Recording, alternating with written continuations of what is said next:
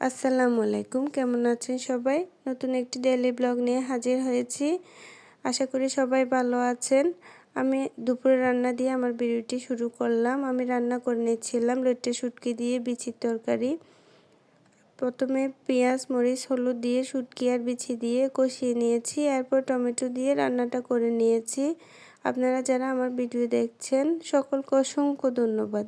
আমার ভিডিও যদি আপনাদের একটু ভালো লেগে যায় প্লিজ একটা লাইক দিয়ে আমার চ্যানেলটি সাবস্ক্রাইব করে দিবেন। এরপর রান্না করে নিয়েছি বিচি, শিম, টমেটো দিয়ে চিংড়ির তরকারি। শীতকালে প্রায় সব রান্নায় আমাদের বাসায় বিচি তরকারিটা থাকে। এটা আমাদের খুব ভালো লাগে, শুধু আমাদের না, আমার মনে হয় চট্টগ্রামের সবাই পছন্দ করে। আর সাথে লাল মরিচের পরিবর্তে কাঁচা মরিচটাও বেশি থাকে শীতকালে।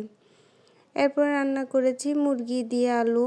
মশলাটা কষিয়ে আমি আলু আর মুরগি দিয়ে কিছুক্ষণ কষিয়ে নিয়েছি। এরপরে রান্না হয়ে গেলে আমি ধনেপাতা কুচি দিয়ে নামিয়ে নিয়েছি। এরপরে একটু টমেটোর টক করে নিয়েছি।